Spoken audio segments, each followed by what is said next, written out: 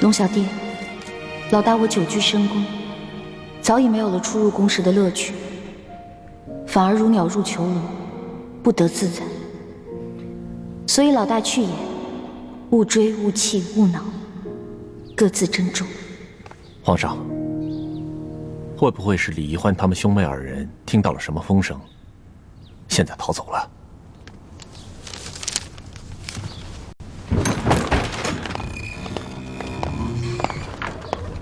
皇上，李太医来请平安脉了。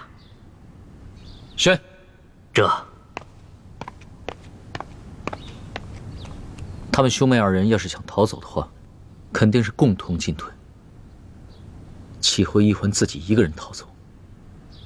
在没有确凿的证据之前，不要妄下定论。这，微臣参见皇上。李爱卿，你知道易欢去哪儿了吗？易欢，他今天不是当值吗？那他应该在永乐斋，或者是去了永和宫找丽妃娘娘。他出宫了。看来他这一次出宫，连你都没有说。看看吧，这是易欢留给朕的信。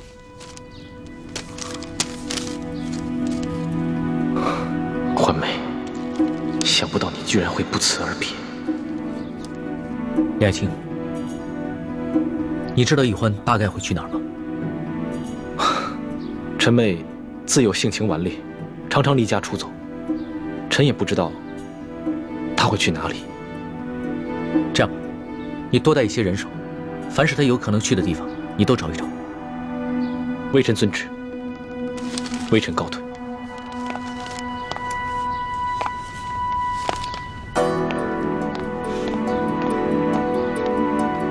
奇怪，这易欢为什么会连他哥哥都不说，就一个人出宫了？皇上，也许是世淑姑娘的未婚夫有消息了。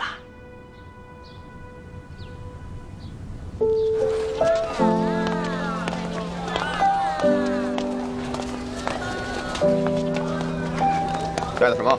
就一个包裹。去，查查那两个人。哎，你站住！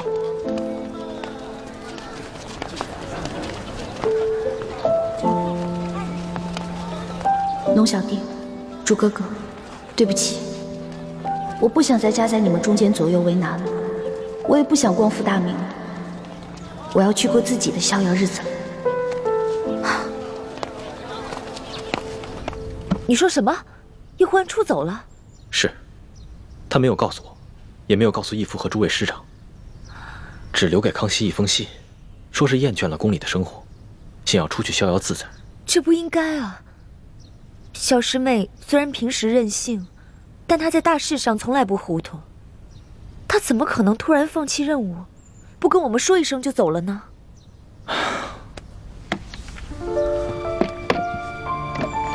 也许他还是放不下对康熙的感情，又自知无法向我交代。他不想夹在我们两个人之间，左右为难。以他那不管不顾的个性啊，就干脆一走了之了。大师兄，你不必难过。我看小师妹未必是对康熙还放不下，也许是她看康熙对你们两个起了疑心，所以故意闹这么一出戏，试试康熙。倾城，你不必安慰我。易欢虽然有些小聪明，但他秉性纯良，绝对不会算计他人，尤其是他真心对待之人。其实这次从滇都回来，我就已经觉得不对劲了。想当年，我曾百般求他为我做一个荷包，他都懒懒的不肯答应。可一看到他给康熙绣的那个荷包，虽然针法拙劣，却显然极为用心，我就什么都明白了。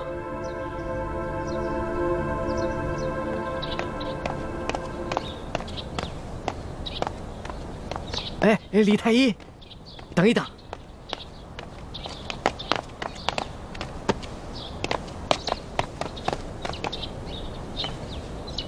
建清，你不要再找易欢了，他已经离开紫禁城，他的离开对我们大家来说都是好事。是你劝易欢离开的？是啊，建清。你要是真的爱易欢，就不要让他再回来了。你最好也永远不要再回来了。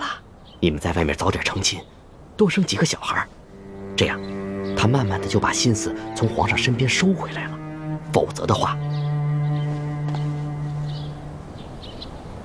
你们的光复大业未必能成功，而你也永远会失去易欢了。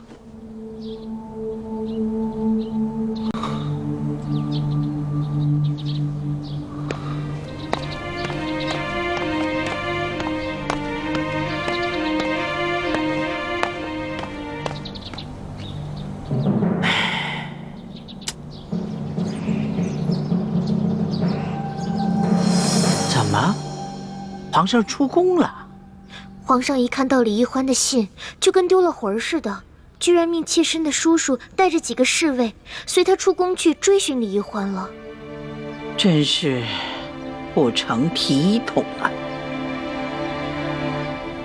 易欢，走吧，走得远远的，再也不要回来了。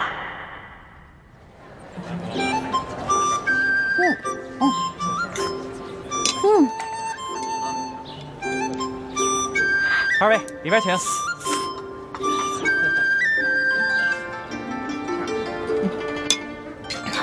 这菜不错，放点吧。客官这边请。来。哎，小二，有没有环境好点的雅间儿？啊，这边。来，来一杯。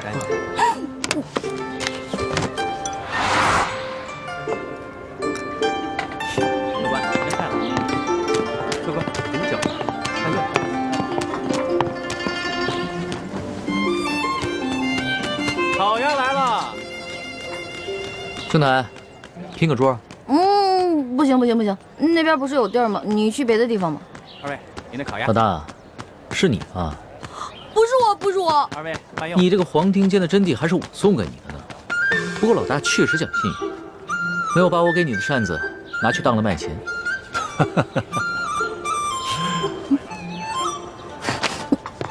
哎。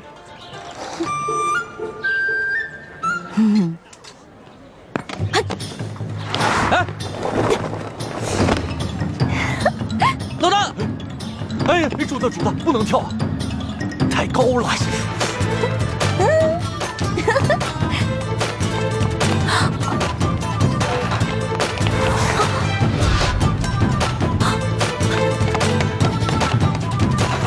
主子，这怎么办啊？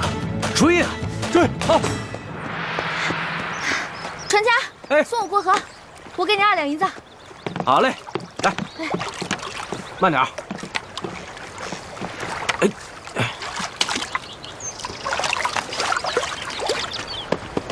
哎，主子，慢点！哎，传家，我们要上船。哎，主子，注意脚下！哎，主子，哎，停下，把船划回来，我们要过河。好啊。哎，不许回去！这摆渡哪有不接客的道理啊？我给你5两银子，这船我包了，走。5两，我也有。对，我们有银子。谢兄台，我就送您1个人，我不管他们了。走，我给你10两，10两，10两。不，兄台，那可是10两啊，都够我买一艘好船的了。我给你20两，30两。对，给你30两，40两。我50两，50两，50两，60两，100两。100两都给我娶媳妇买地，生2孩子都够了。老大，怎么不还价了？我不出价了，因为比钱这世上没有人比你更多，我肯定输定了。谢谢兄台啊！主子，他跟你玩狠的。你不是喜欢钱吗？那我现在就送你去阴曹地府，每年多给你烧些纸钱，怎么样啊？主子，他跟咱来土匪这一套，咱有钱，他没用啊。我1两都不要，我就送你1个人。我只收你60两银子，我只收60两。我呸！60两银子，狮子大开口啊！我身上的钱刚刚都给你了，现在没钱了，赶紧给我滚！不是，老大，你回来！老大，你回来，咱们有话好好说。龙小弟啊，你不是龙吗？有本事飞过来找我啊！不是。不客气，就当我刚刚又免费教了你一堂江湖经验啊！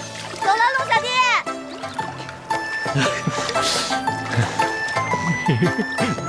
你笑什么呀？找船去啊！哦，哎呦，皇上啊，这儿就这么一条船，没船了。你怎么那么没用啊？主子，东边客栈找遍了，没有。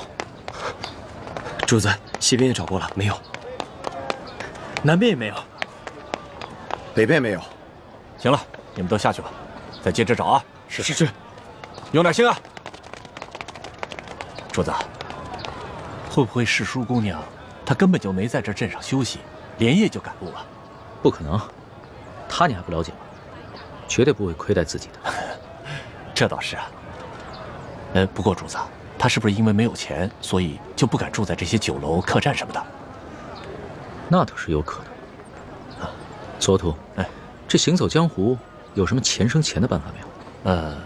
在江湖行走，这钱生钱有4个办法：1偷2抢3做工，剩下的就是赌博。行了，我知道他在哪儿了。我要大鸭小，快点啊！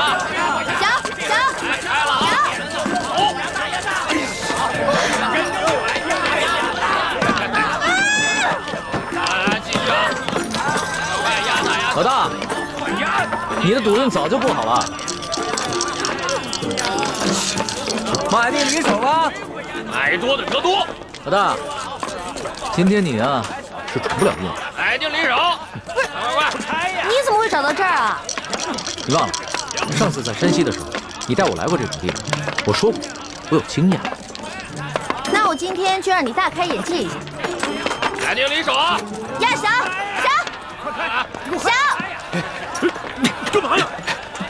来，压！爹，你不能再赌了，这钱是给娘买药的。干什么你？把银子给我，走开吧你！爹，我求你了，你快回去吧，娘还等着我们呢。滚！爹，赶紧拿钱救命！回去吧，我们。爹，给我滚！哎，滚！兄弟，赌钱输赢不要紧，你还是拿着这个钱救人一命，赶紧去给你娘子买药吧。我赌不赌钱干你屁事儿！爹，我们回去吧，爹。滚！来，买定离手，买定离手，爆的！来，就来！老大，我就说吧，你的运气不好啊。我就说我刚才赌的时候，我眼皮子一直在跳。要走你自己走。原来是你这个没心来了。别拉我说老大，这赌桌上的赢才是最重要的，你哪能怪这怪那呀？你要是有本事啊，就赢一把给我看看。还有没有老虎买的？不发威，你当我是病猫呢？定离手了啊！快！小，哎，赌大了吧，别一直小。你老大还是我老大？你是老大。小，来，大家都下了啊！我告诉你，要不你就在这规规矩矩的闭上你的嘴，要不你赶紧给我滚，别在这给我丢人现眼。老三，还压不压？哎，压，等，压，压你的钱呢？没钱玩什么呀？没钱赶紧走啊！没钱回家，没钱就走人，快走！没钱就赶紧走，别人腾位置，回去。快走吧！回去吧，爹。我拿我闺女莲香押50两，行不行？啊！你居然拿你的亲生女儿做赌注，你这个做爹的也太狠心了吧！你又算什么东西？还管我？你不好，你不好赌，你来赌场。主子再玩会儿。我算是明白了，这是个扫把星。大爷，我没空陪你玩，别当爷的道。贾老板，50两。这里没人把你当皇上，你看，不光我把你当灾星，还有别人把你当灾星。现在把我当灾星，不一会儿就有人把我当救星。愿赌服输，来。好，既然如此，大还是小？小。哎，买定离手了。丢人现眼，压什么闺女？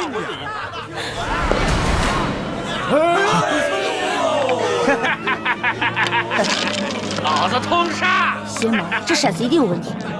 我怎么没看出来？我是火眼金睛，你一凡胎肉眼，当然看不出来。快，我们走！站住！哎，站住！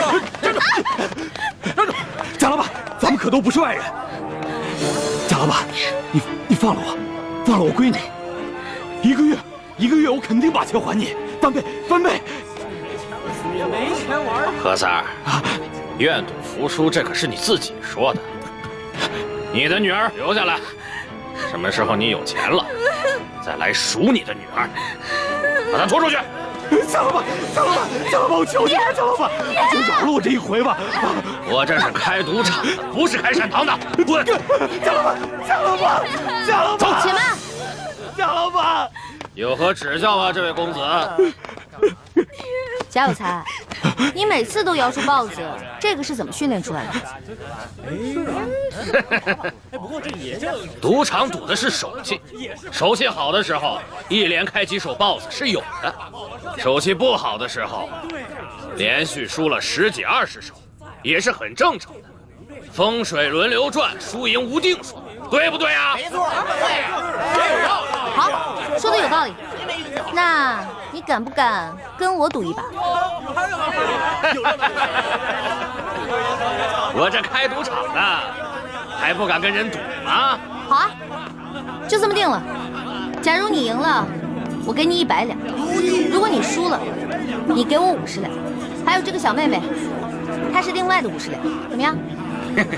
这可不公平。这有什么不公平的？不都是100两吗？他现在是我的人，身价自然也就水涨船高了。他现在值100两。刚才不想，现在就100两。你也太会坐地起价了吧！莲香姑娘明明是以50两银子输给你。我们做生意的，自然是要赚钱。你赌还是不赌？我赌。好。哎呀，走！莲香，别动，老实点。我的赌注在这儿了，你的呢？怎么着？怕我没钱啊？有钱你就拿出来。有钱拿出来呀！拿出来呀！拿出来呀！借我点钱呗。切！哎呀，这个没钱不出来，没钱。借钱可以，不过我有条件。什么条件啊？赌完这一局就跟我回去。龙小弟，你这是落井下石啊！那我也是跟老大学。好，如此可笑也，我答应你，给我钱。快点儿！哦。快呀！磨磨唧唧的条，哎呦，100两！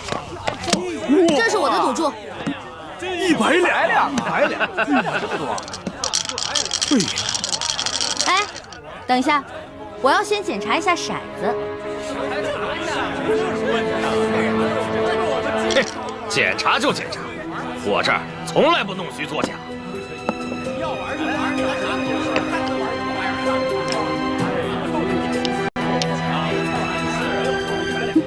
还不错，没有问题。天灵灵，地灵灵，老天祝我这次一定要赢，一定要赢！啊，这管用吗？这个？对啊。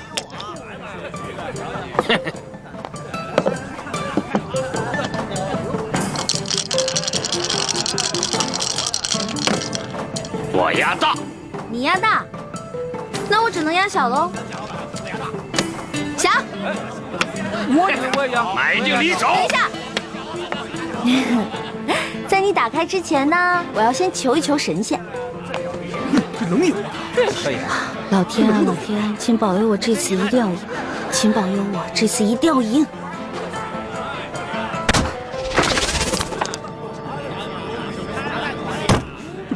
好了，你开吧。不许看他。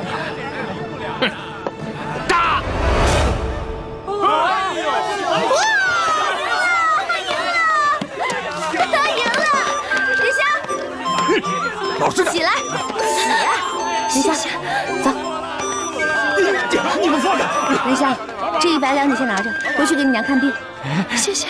还有你，让我再看见你赌博的话，小心我宰了你，知道吗？多谢这位爷，谢谢。莲香，多谢这位爷，赶紧走吧。谢谢。走，谢谢。你呀，别来了。老大，你这一出英雄救美唱的，这莲香看你的眼神都不一样。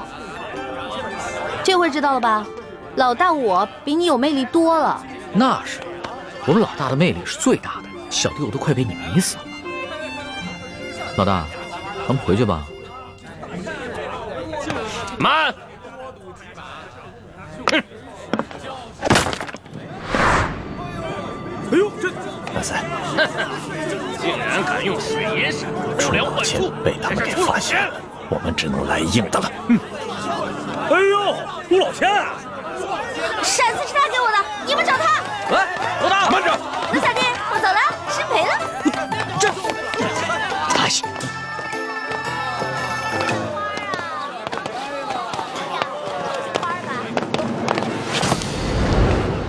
哎呦，对不起，对不起，你没事吧？没事吧？哎呦，我就说嘛，小将花子敢偷我钱是吧？接回去。大哥，大哥，我求求你了，你就饶了我吧！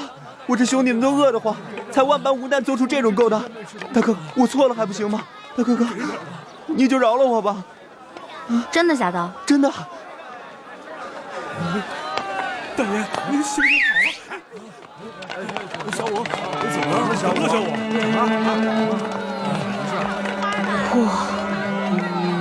我们都是流落在京城附近的灾民，已经好多日子没有吃过一顿饱饭。对呀，是啊，快饿死了，我也没吃饭，好久没吃粮食了，就饿死了。行吧，你们跟我走吧。大哥，你这还要送我去见官？啊，见官啊！我呀，请你们吃面去，走，走，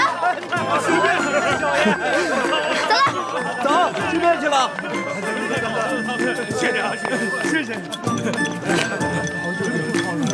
慢点，慢点，还有呢，慢点吃啊，不着急啊。大哥哥，你真好。哎，可惜我身上没什么钱了，不然的话，我请你们去对面这家酒楼吃饭了。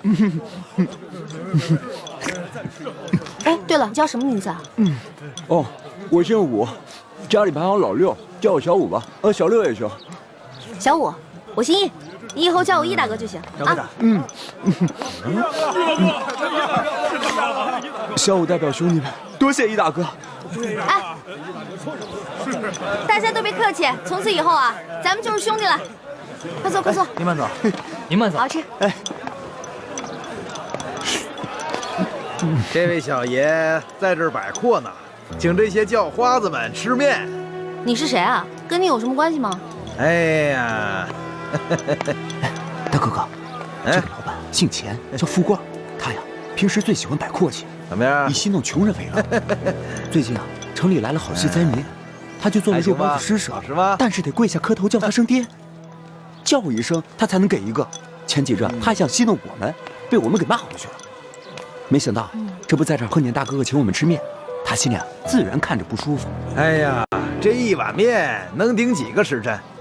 上我家酒楼，天天有热包子施舍。小伙，你知道规矩，叫你们兄弟跪下给我磕个头，叫我声爹啊！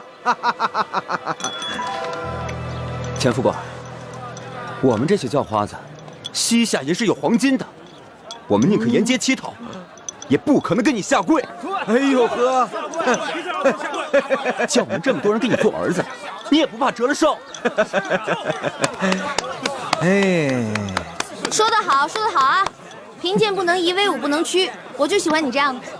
哎哥，我和你也是一见如故，以后啊，要是有用得着我的地方，尽管来找我。当然了，咱们以后就是兄弟了，你知道吗？我平时啊最看不起那种有几个臭钱就觉得自己了不起的奸商。你说谁奸商？哎，谁听着耳朵刺耳，谁就是奸商啊！我说你了吗？听着刺耳吗？那你就是奸商呗！哎，大家看啊，他这是不打自招了。你从哪个犄角旮旯里钻出来的？奸商！敢到太岁头上动土？你看他那样。老大，老大，老大，终于找到你了。你这个小弟大人怎么又找来了？你在这儿请全城的叫花子吃面，一下就传开了，我听到就过来了。你来也没用，你又不是叫花子，我不会请你。哎，你怎么这么没良心啊？你惹了祸，我帮你摆平了，你现在过河就拆桥啊？面都不请我吃一碗。没钱啊？没钱怎么请你啊？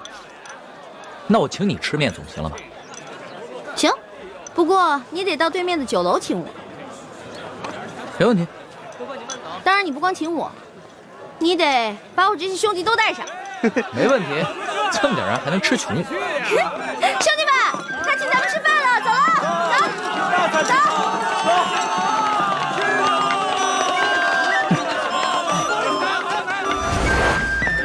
哎呦呵，还真在爷面前摆起阔来了。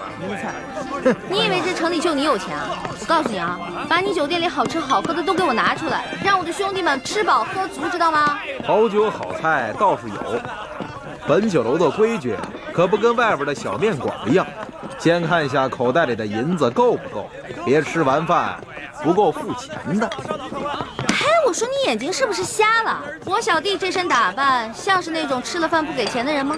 这可不好说，我们这酒楼开了那么多年，见的人也多了，这装模作样过来骗吃骗喝的，可不是没有。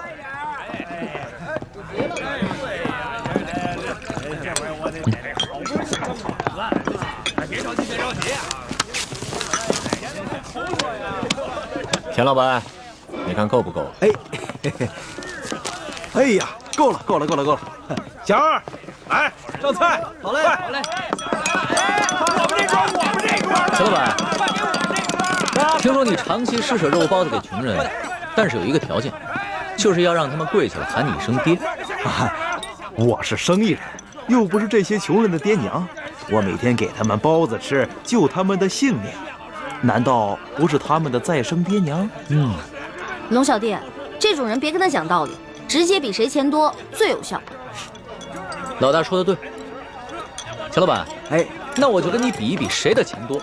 要是你的钱没我多，不管你以后行不行善，若是要行善，就不能提任何条件，也不能以欺负穷人为乐。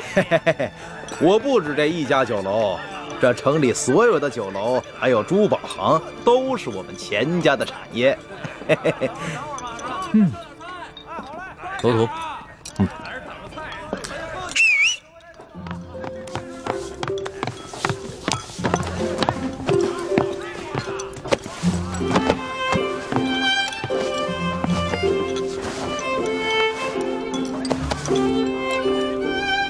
钱老板，你说京城的珠宝店都是你们家开的，那这帽子上的珠子，你可认得吗？啊，南海夜明珠，只有紫禁城里才有。哼，难不成你们是宫里的？钱老板，你还跟我比钱多吗？小人不敢。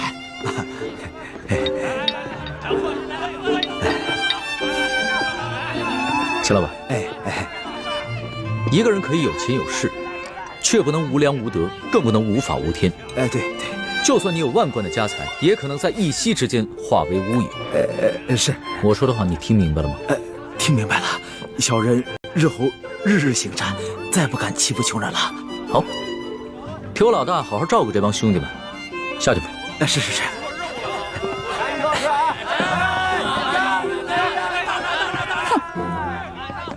谢谢你啊，龙小弟，没想到一出来竟遇上这些恼人之事。那现在摆完阔了，等会儿请你的兄弟们吃完饭，可以跟我回去了吧？不行，我还想再玩几天。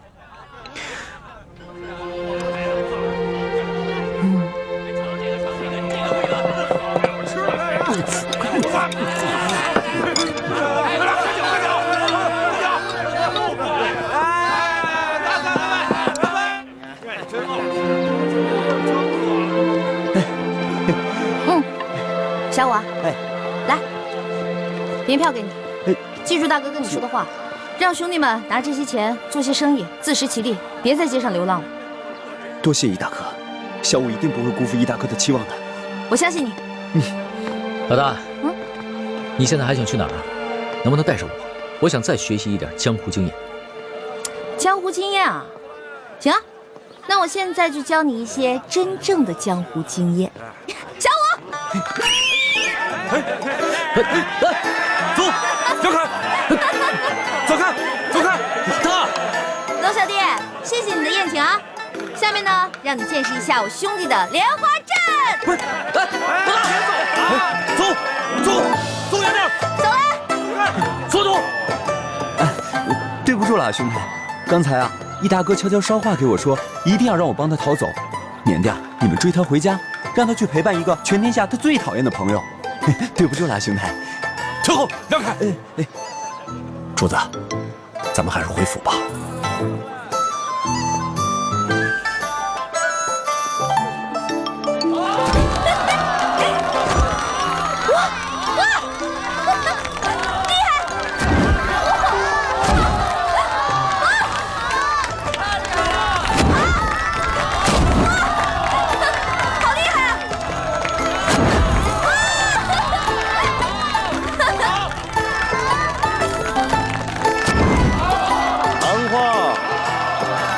糖画了！哎，这个好玩，这怎么弄的呀？啊，在这儿画的。好看。糖画。这是糖画啊！谢谢啊。啊。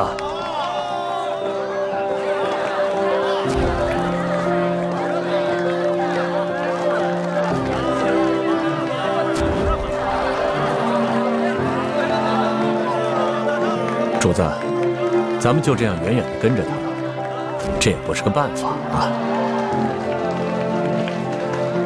随他吧，在宫里憋了那么久，好不容易出宫一趟，不玩个尽兴啊，他是不会回去的。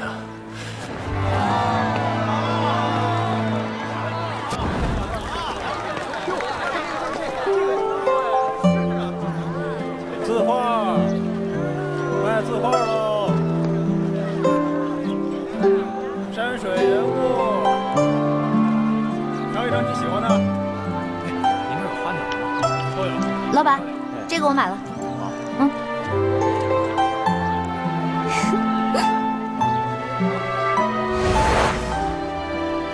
这个像我，这个像龙小弟。不对，龙小弟的眼睛没这么小。再给你捏大点，捏大点就像龙小弟了。嗯。真的假的？我有这么丑吗？你是人是鬼啊你？你怎么老阴魂不散的跟着我呀？你是人我就是人，你是鬼我就是鬼。你忘了，咱们俩结拜的时候可是说好了，不求同年同月同日生，但求同年同月同日死。猪哥哥，你怎么来了？嗯。喂，哎。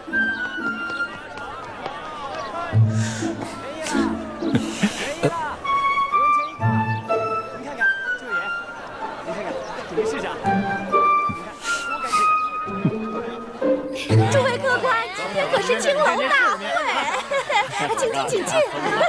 全城最美貌的女人都在呢，没眼光。是的，哎，这位小哥，进去玩玩吧。今天全城最美貌的女人都来了。啊，不去不去，你不进去多可惜呀！啊，来都来了，不用。看到好玩的，我包你满意。不满意，你啐我这老脸。来吧。哎呀，来吧！哎呀，进去吧！走。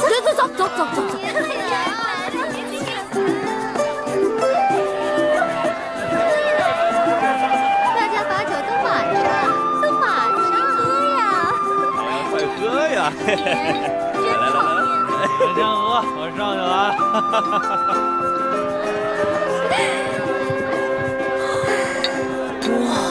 来，客官。客官，我跟你说呀，我们万花楼的姑娘那是我跟你说，待会儿你一定要好好的听话，别总是一副哭丧，知道吗？莲香嘛，客官你，莲香，恩公救我！怎么回事？恩公，我爹把你给的钱又输光了，然后100两帮我卖到了杏花楼。喂，怎么，你们认识啊？能不能把他放了？你说什么？放了他？你是不是开玩笑啊？他是我花了100两银子买回来，代表我们杏花楼来万花楼选花魁的。我要放了他，谁来代表我们杏花楼扬名赚钱呢？那你要多少钱才能把他放了？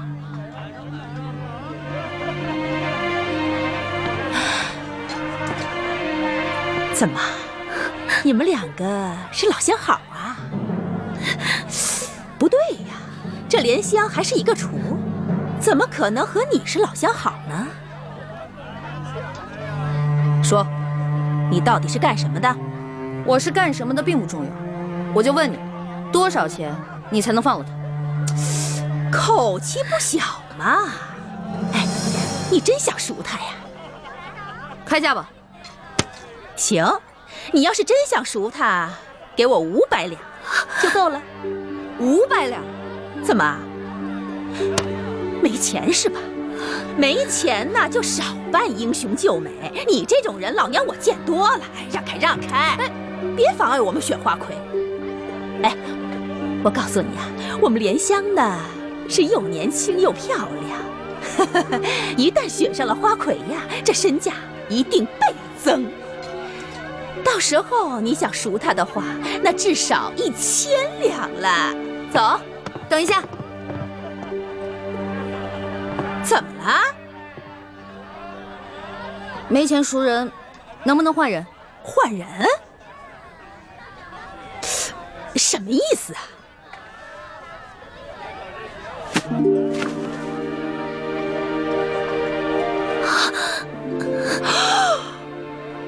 用我换他。我这做了一辈子的生意呀，我差点走了眼了我。没想到你也是个厨啊，还是一个比莲香更美貌的厨。好，你要换他是吧？我答应你。你是女的，姐姐你还是走吧，我不能再连累你了。别说话，莲香，我一定要把你救出来。我们走吧。你这个人呀，太神秘了，我可得小心一点。这万一你中途要是跑了怎么办呢？我可以放他，不过啊，是在你帮我选了花魁之后，我再放了他。好，一言为定。一言为定，走吧，换装去。看好他，走。姐姐，姐姐，来呀！刚刚易欢是在这个地方消失的，也没什么别的路了，肯定是进这万花楼了。主子，今天晚上奴才要带你去这种地方，那老祖宗知道了，非打奴才一顿不可。哎，此事你不说我不说，老祖宗怎么会知道呢？可是，行了，别啰嗦，进去。哎呀，是，守着点啊，别动啊，都在这好好等着。走。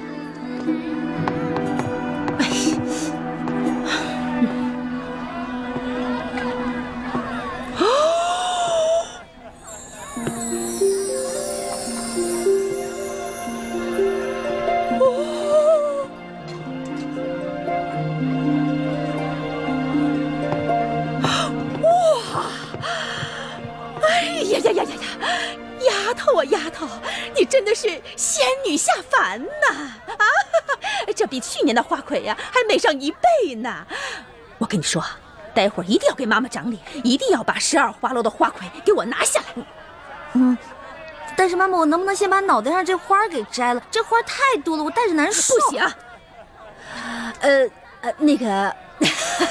欢姑娘，只有这身衣服啊，跟这个头饰啊，才最配你嘛！走，其他候选人都到了，就差你了，快点！到你了，就差你了！成了，你等我。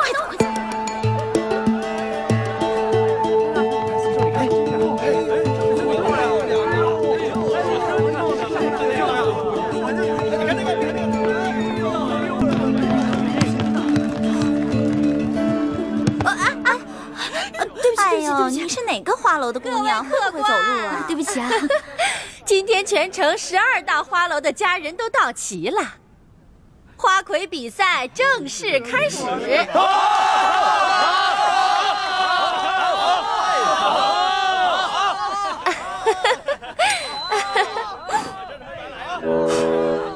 主子，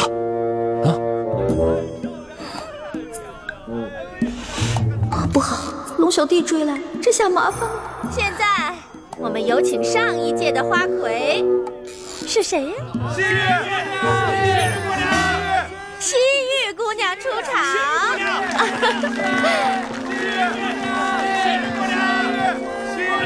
这个丫头真是风不惊人死不休。是啊，不过她这样还真好看。是啊。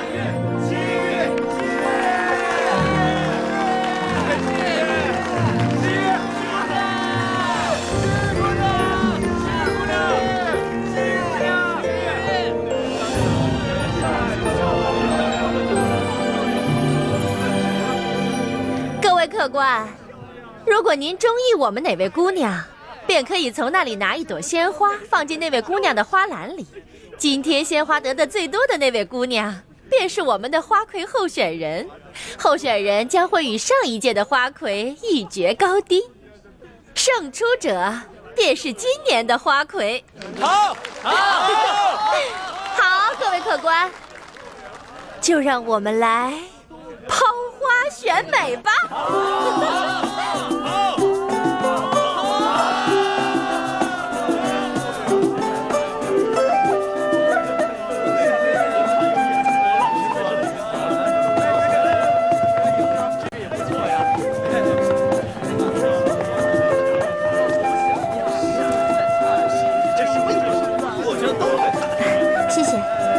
谢谢您的花，谢谢，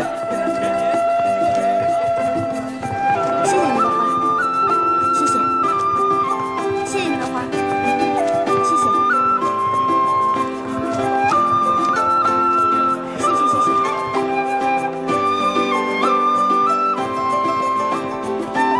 哎呀，别犹豫，谢谢，谢谢，谢谢。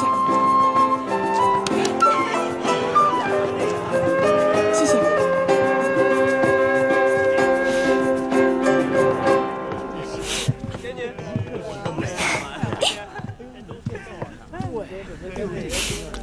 等会儿再跟你算账。多谢这位客官捧场。这朵花是不会给你的。你投不投给我，我都是花魁。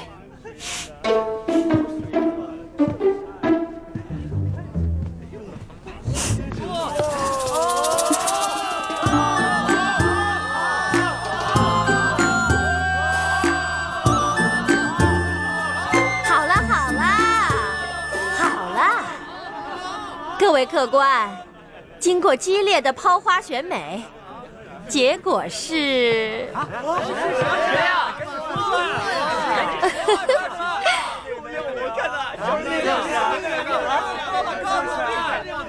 还用我数吗？不用数啦。结果就是我们本届的花魁候选人，杏花楼的欢姑娘。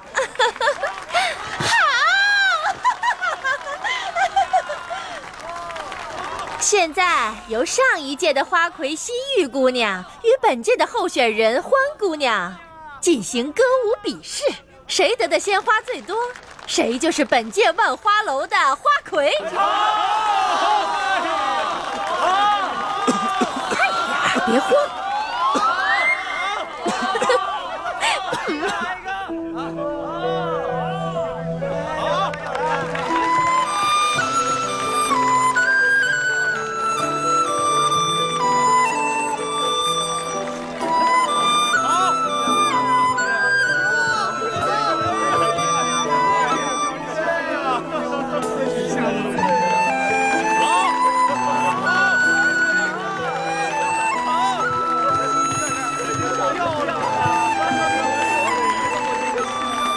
这位客官，可否借一下你的宝剑？你又想干什么？要你管，借不借？如果你要是不借的话，那我就去找别的客官借了。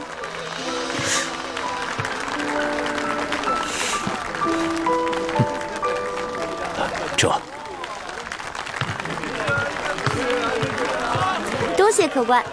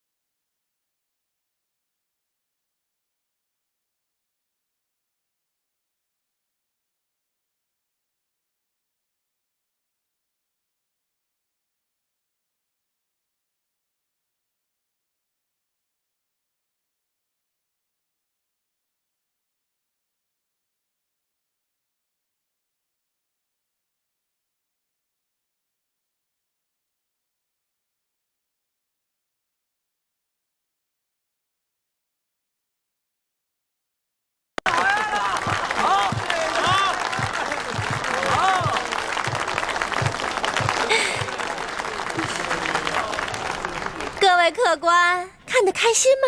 开心！现在开始投花选花魁。哎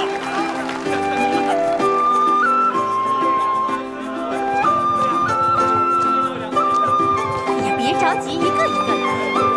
谢谢。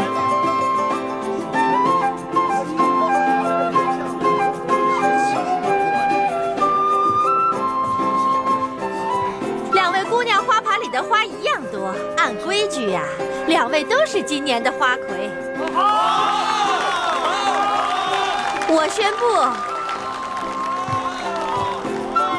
今年的花魁是欢姑娘和西域姑娘。慢着！这是要干什么呀？怎么回事？我这儿还有一朵花没投呢。这人是谁？难道我给西域姑娘多数花作弊被他看出来了？嘿，你这人怎么这样？刚刚你怎么不投啊？刚才人那么多，现在投也来得及啊。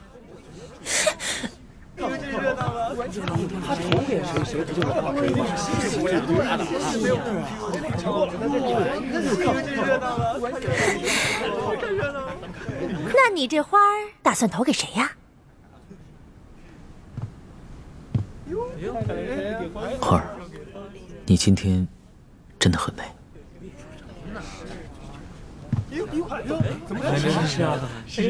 哇！西域姑娘花盘里的花比欢姑娘多上一朵，所以今年的花魁还是西域姑娘。哎呀！今年的花魁，西域姑娘。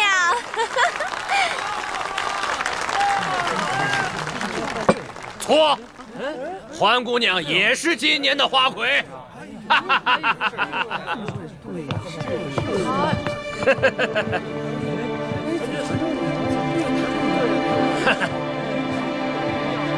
我这儿也有一朵花没投，他们现在2个人的红花都一样，所以2个人都是今年的花魁。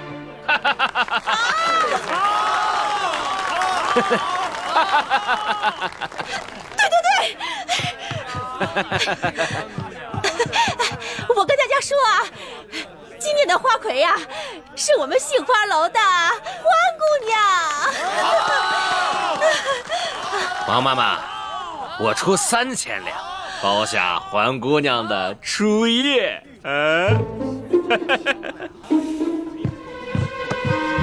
可以啊，贾老板，不过你得先把钱给我。应该的，应该的。贾老板够有钱的嘛？那是自然，我爹是直隶首富。把粮先给我放了。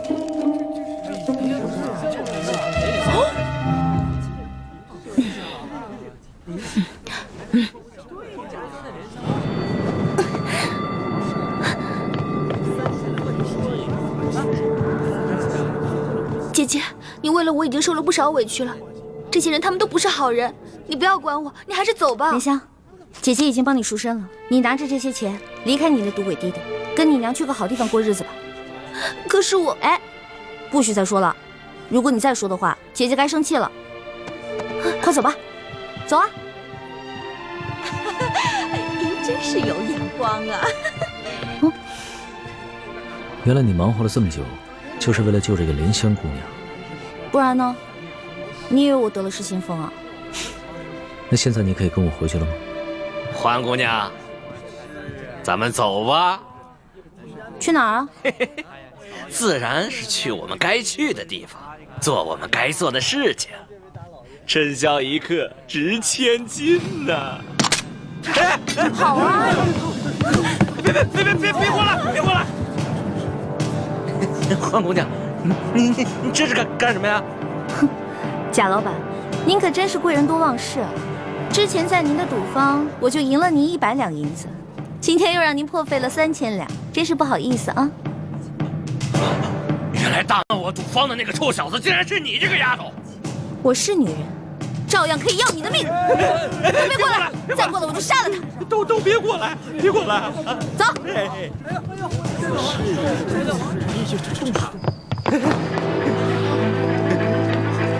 走。有话好好说啊！你们别过来啊！别过来！黄姑娘，你这……走！哎呀！哎呀！老爷，愣着干什么？追呀！追！追！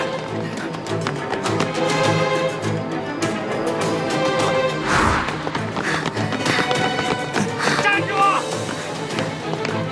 追！站住！站住！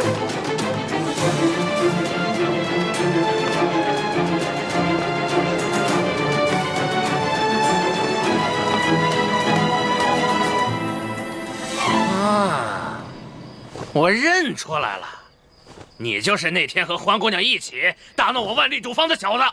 臭小子，赶紧把欢姑娘给我交出来，否则我要你的命！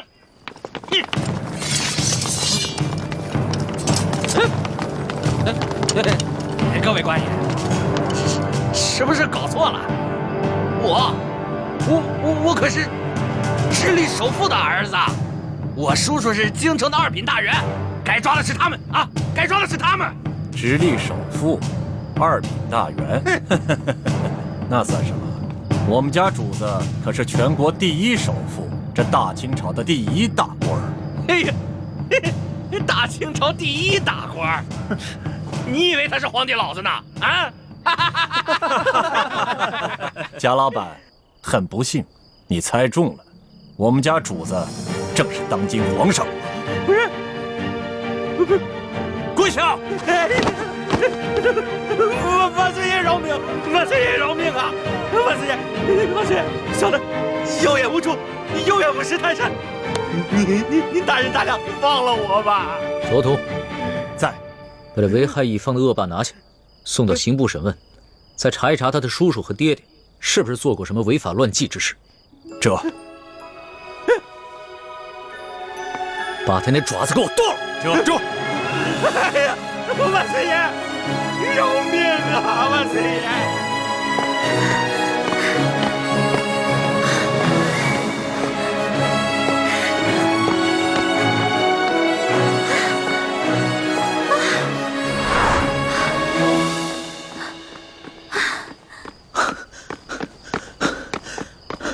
老大，别再跑了，出宫这么多天，你还没玩够啊？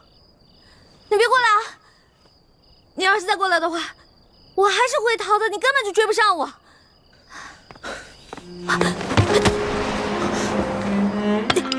老大，龙小弟，别再跟着我了，赶紧跟索大人回宫吧，外面不比宫里安全。老大，你真的舍得离我而去，从此再也不见我了吗？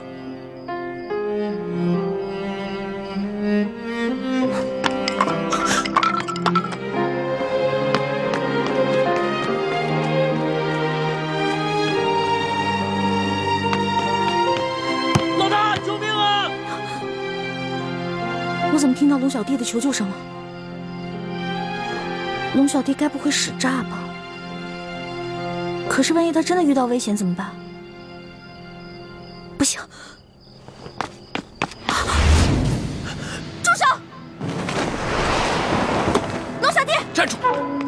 你再过来，我就杀了他！好，我不上前，你别动他。这位大哥，你到底是谁啊？你为什么要杀我的龙小弟啊？你不用管我是谁。若要让我放了他，就拿你自己的命来换。老大，你快跑吧，别管我，你不是他的对手。闭嘴，别说话。这位大哥，你是哪条道上的呀？不妨说出来听听嘛。你想要多少钱，我都可以给你的。我要的不是钱。现在，你和他只能活一个，你们谁死谁活，你自己选。老大，你快跑！你跑了我还能有救，要不然……哎，你别掐他！不是，这位大哥，咱们无冤无仇的，你为什么一上来就生死相逼呢？你是不是想要钱啊？你想要多少，你告诉我，我肯定会给你的。休再啰嗦，我要的不是钱，你和他只能活一个。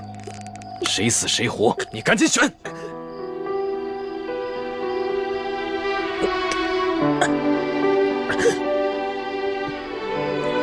我没办法选。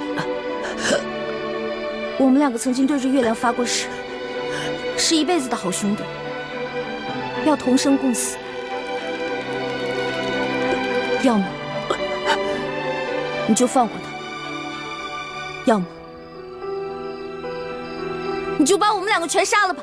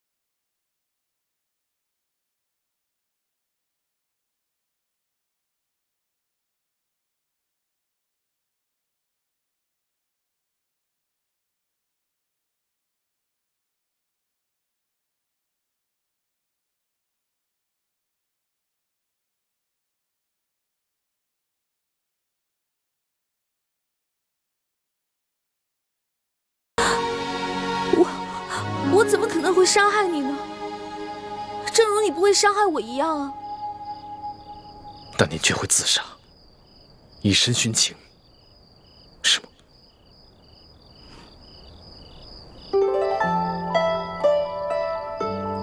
你想听我说实话吗？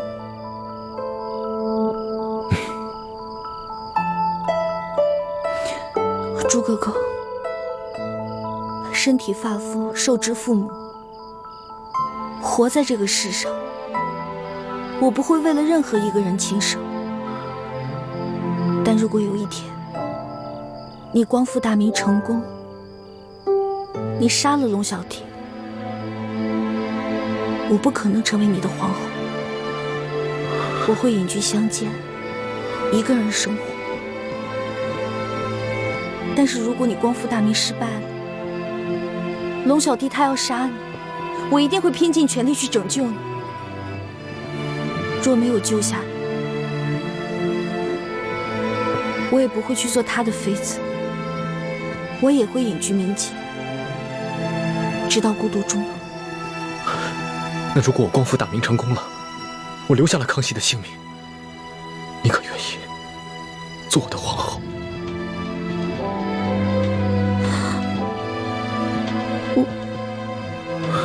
算了，我不逼你了，我不想看你为难的样子。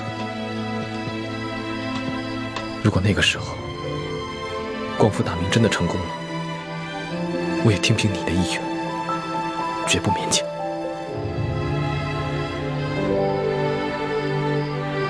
欢梅，你这次出走，是不想夹在我跟康熙之间，左右为难，是吗？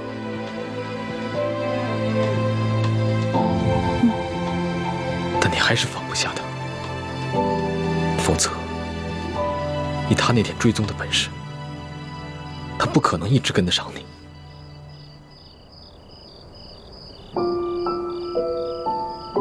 你怎么知道他追踪？难道你也一路在跟着我？你这次出走，大家都很担心你。对不起，朱哥哥，我错了。别说了，听我的话，赶紧回去吧。我答应你，如果我光复大明成功了，我不杀康熙，至于到那个时候，你还愿不愿意嫁给我，都听凭你的本心，我绝不勉强你。但是，如果我光复大明失败了，我被他杀了，我对你只有一个要求。什么要求？我不想看到你一个人孤独终老。如果那个时候，康熙还愿意不计前嫌接受你，你就放下一切过往，从了他吧。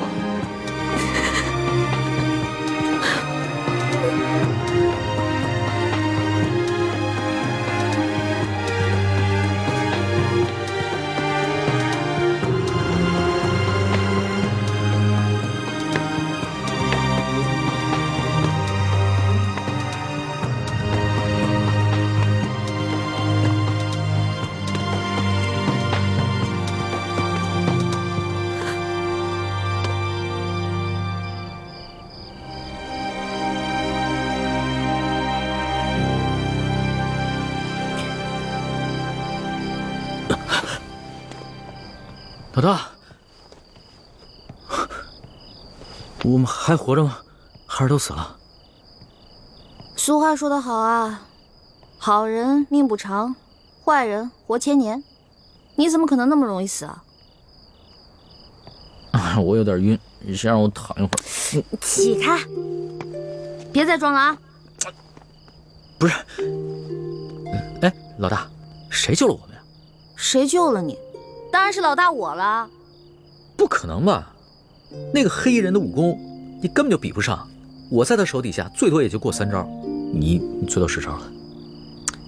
不能智取啊！我打不过他，我想招啊，我聪明啊，我在我手上抹毒，我跟他过招的时候，把毒药趁机抹在他手上，结果他就中毒了。所以啊，他为了换取解药，就把我们2个放了。现在指不定在哪个地方运功排毒呢。要这么说的话，我就信了。论起这旁门外道啊，我老大绝对是天下第一。老大，你又救了我一回，你要怎么感谢你啊？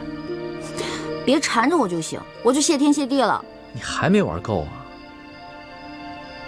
老大，我知道你是觉得我听信了宫里的谣言，所以才生我的气，是不是？我保证，我以后再也不听信谣言了。真的？真的，我不仅是你的龙小弟，我还是真龙天子，金口玉言的。那我也不想再回到那个大鸟笼子里了。你不回是吧？你不回别怪我赖账啊。赖什么账啊？在山西的时候，我可是欠了你一大笔账。我的利息可高了，你还得起吗？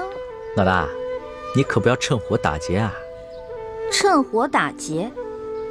全天下哪有你这个皇上厉害？大明内乱，你们大清趁机占领了大明的整个江山，老百姓刚刚经历了战乱，想过上几天好日子，可你们呢？朝中权贵搞起了圈地，各地的官吏设置了各种关卡，变相的收取各种赋税，你们这才叫做趁火打劫，一本万利的勾当呢！我怎么了？我说错了吗？我说的都是实话。龙小弟，其实这就是我要的利息。你要记得曾经答应过我的那些话：消除贵族特权，割除积弊，整顿吏治，让全天下的老百姓过上好日子。好，我答应你，这个利息我一定还。你就不想监督着我把这笔账给还了？皇上果然是天底下最无赖的人。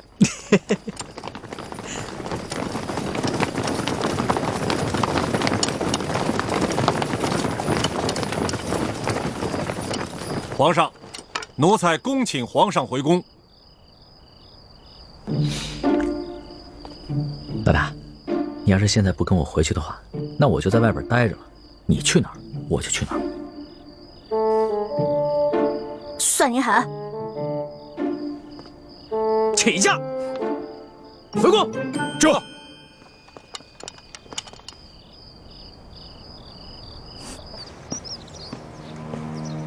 奴才索额图，给皇后请安。听说昨晚紫禁城所有的宫门大开，皇上大摇大摆的接着出走的李易欢回宫了。皇上就是要这样大张旗鼓地告诉我们，他相信李易欢，宠着李易欢，然后让我们所有人都闭嘴。哼！当年唐玄宗为了迎回杨玉环，也是这般深更半夜大开宫门。